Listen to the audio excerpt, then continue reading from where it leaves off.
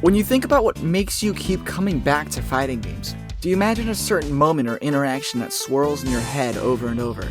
Is there a character or matchup that you just can't get enough of? That spark of enjoyment that makes you leap out of your seat, excited like a fucking baby in a candy store. Playing a fighting game usually turns into a journey to find as many of those moments as you can. Ideally, this would be a never-ending journey, but sometimes you can lose sight of what you enjoy, especially if we label the things we're looking for as nebulously as pop-off moments, hype, or dopamine machines. My goal with this video is to describe different inspirations for playing fighting games, how they interact with each other, and to encourage you to think about how you put them together so you'll always be up to play. In my experience, there's 3 reasons people play fighting games. You enjoy the thrill of competing and winning, sizing people up and knowing where you stand. You love challenging your understanding of the game, learning about how it works, looking for surprises and studying the mechanics. You love conceptualizing unique ideas for your play, showing off your creativity, and developing new tech or combos and finding different ways to apply them in order to surprise your opponents. By describing different inspirations someone might have, it'll be easier to highlight just where you are in the stratosphere of fighting game culture. Maybe you think one of these concepts doesn't fit very well on its own, that you like a bit of 2 or 3 inspirations. That's actually preferable to being hard focused on one thing. If you mentally isolate yourself to one perspective, you develop this very dangerous echo chamber in your head, choking out any appreciation of aspects of the game that aren't in your immediate interest.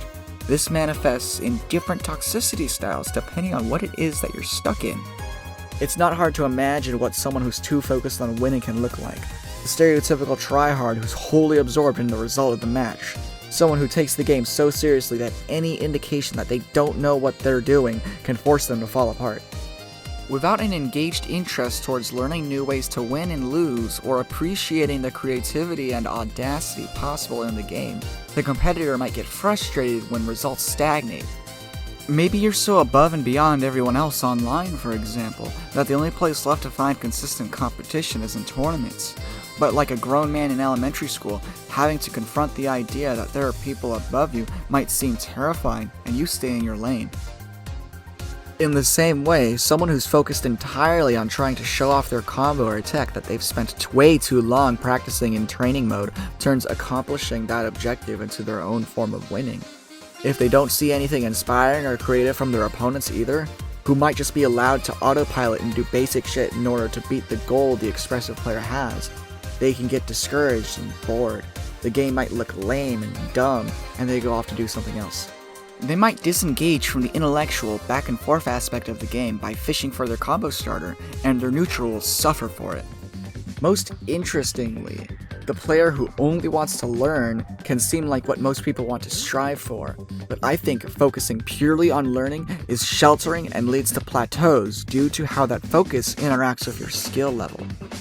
Someone who's just starting out and only wants to learn won't have an emotional anchor in their play compared to someone who sees a character do something awesome and decides they want to do that thing, or someone who wants to win and emulates top players. Their interest in the game is so general that its seed struggles to find any fertile soil to take root in, so to speak. This can be observed through having a lot of character crises, or just sticking with characters that seem boring but get the job done. This isn't a job or a chore, this is a damn video game, and you deserve to treat yourself to something crazier if you think it'll do something for you. Using a simple character to get to grips with the game can seem smart in the beginning, but there comes to a point where your skill level plateaus and your vanilla blonde boy doesn't offer anything complex or interesting to chew on, while you work out whatever blocks you might have, which can leave you disengaged with the game. Simply playing to solve a problem your opponent offers you can get boring, and you may not even realize it.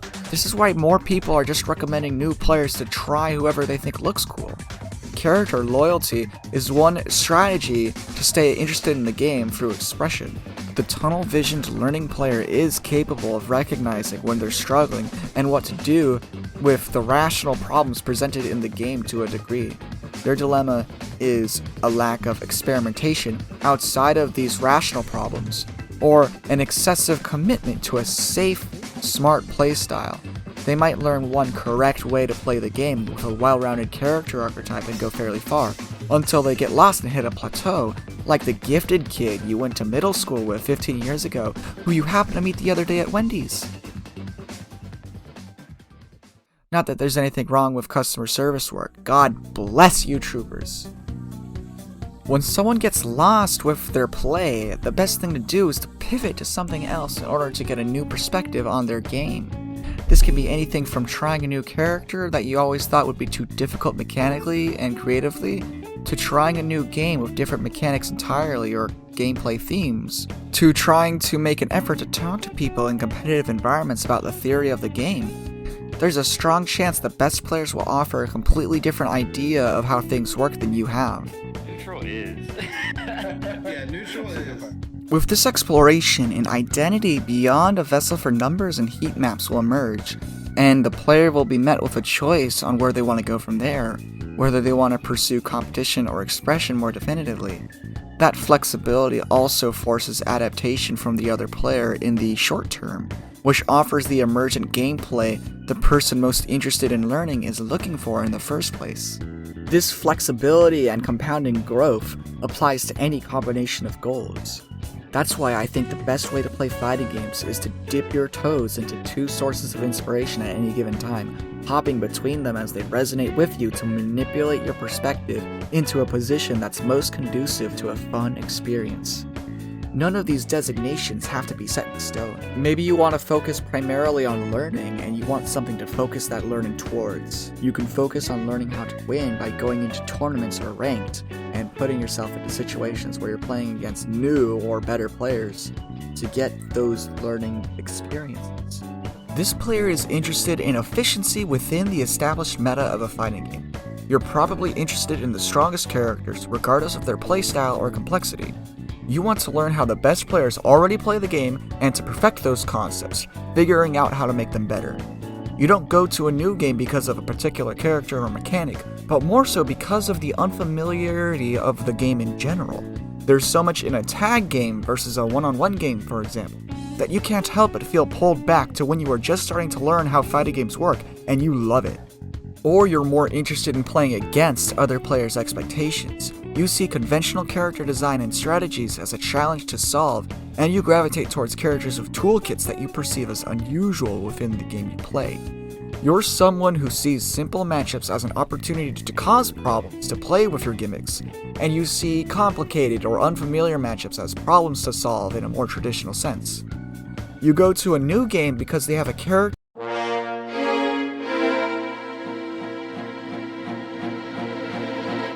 you believe is both flexible and unique, regardless of what you think about the rest of the cast. If you have an overall focus on competing and being expressive, your creativity is less related to the game itself, and more about how you can tell or experience stories through the game. If the first two examples are within and against the meta, you're outside of it.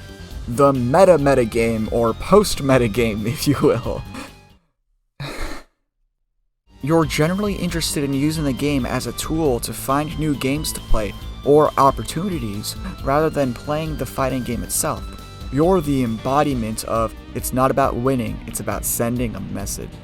This could manifest at any scale, from trying to tilt your opponent with a silly strategy because you think it's funny, seeing how long you can get away with doing something in the game before you're punished, to competing in a wide variety of games to demonstrate how the skills of the fighting games transfer over, to being a content creator. Hi, be sure to like and subscribe or I will unleash a plague onto your family.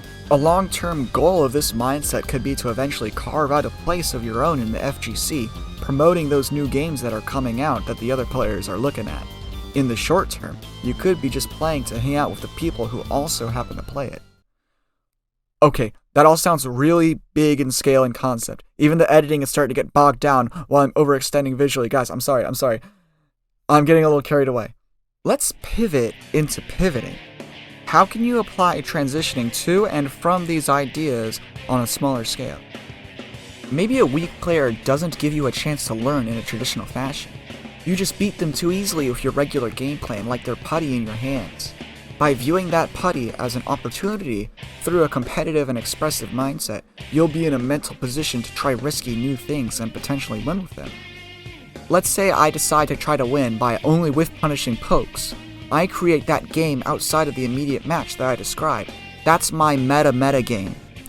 While proving to myself that I can whiff punish like this, I'll be training the muscle memory in the back of my mind, improving without even thinking about it. If those things don't work, if it turns out that the putty is going to bite my hands off, the metagame can still function in the back of my mind as something to learn from, as I shuffle through my mindsets around like a stance character would change their moveset based on different situations. The point is, if you're getting frustrated with the game at any given point, looking at these concepts might make you remember something that you're missing. In Smash Bros, whenever I play online, I jump in with the expectation of hitting something flashy with a weird remote bomb setup. The rush of getting something that should never fucking work is all I'm looking for. I'm playing only with an expressive mindset. I get flustered by unconventional playstyles that would otherwise force me to play much simpler really easily, since I'm not playing to adapt, and I overestimate how much I actually know about the game. I'm not often in a position mentally to try to learn more about the game, since I fallaciously think that since I've played since Smash 4, I've seen it all already, and these Wi-Fi scripts have nothing to offer me. In order to reclaim the inspiration to learn that I believe defines my motivational style, it would be best for me to look to guides and theory crafting by top players to find any new and interesting strategies to think about, along with looking back at the journeys top players and creators have had to get to where they are now. This would serve to remind me how little I actually know, and that I've gotten nowhere near solving the game yet. Meanwhile, Guilty Gear Strive is a fresh game to me, and I've spent a good amount of time playing the game to learn, to the point that I can play with intentionality. But the thing is, I don't care about the victory screen. I just want to see cool shit happen, and as hot as he is, my main man Kai is not cool. Creatively speaking, he's a blank piece of paper. Every tool feels relatively strong and nothing stands out. That's extremely appealing to learn the basics of a game with, but once I got some confidence, I realized that sometimes I want a character that comes with a fucking writing prompt. I want a character that has some flexible gimmick that I could write a whole essay about, which may or may not be based around a projectile 90% of the time. I want a character that gives me something in particular to look forward to once I start playing, that makes me feel unique, and like I have the potential to be more clever and big brain than anyone else on the planet. It took me 10 years to find the answer to something. I forgot about it in 2 seconds. That's about it! This man is everything I could have possibly wanted from Strive. He has everything. I can control the pace of the match with steady aim and curse shots. I have decent pokes with 6S and 2S, covered by gun, curse, roll, or clone, anything I want. I have a hilariously complicated set of 2.5 resources to manage that make me feel smart as all hell for the fighting game equivalent of doing my chores occasionally. By reloading and focusing when I get a sweep, the projectiles aren't so strong that I'm compelled to only run away.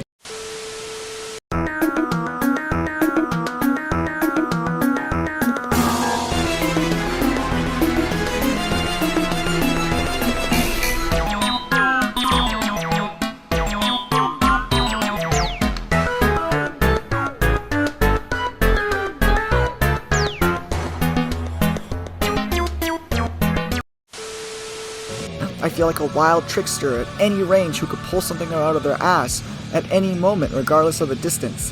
This is the first time I'm actually going into the training mode to learn how things work beyond just my moveset in a vacuum. This man is also absurdism incarnate. This character's personality and theme are so beautiful and sharp and like nothing else in the game that I just can't help but feel really connected to it. Do you see how much passion comes pouring out once you have your character? Your character. You can hate fighting every character in the game and still go back to it when you play a character you adore like nothing else. It's the reason people put their mains in things like profile pictures, have them on their phones, posters, and more. Your main, your favorite character, is an avatar that you pilot to interact with other players through the world of the game. When your intentions with that world are aligned with a character that furthers those intentions, the world becomes yours and nothing else matters anymore. Your character is a reflection of yourself. Think about the characters that you gravitate towards and why you enjoy them. How do those characters interact with your general motivations towards fighting games? You could be playing the perfect game, but it means nothing if you don't have the proper tools to act how you want within it. Sometimes you might want to have more than one main, or you enjoy playing the whole roster, which means you may develop a dynamic collection of mindsets to put those characters to good use. That flexibility mirrors and highlights the more abstract mindsets and motivational strategies I've spent the video describing.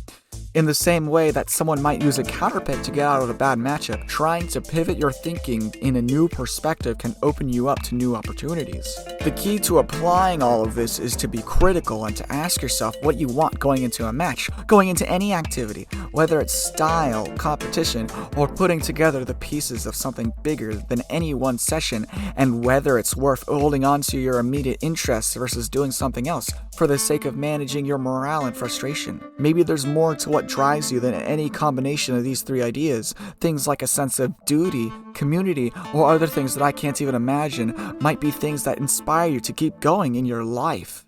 Clearly lay out the things that make you happy, the things that inspire you. Once you can visualize these potential sources of joy, it will be that much easier to realize what you could be missing from your routine. Trying to reintroduce that thing could be exactly what you need.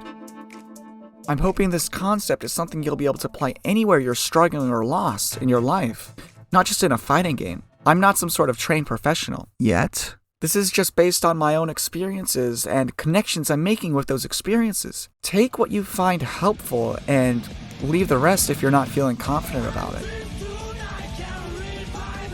Thank you for watching. I really appreciate that. I hope you have a good day. It's all cause and effect. There should never escape necessity for fate. Humans have the freedom of choice.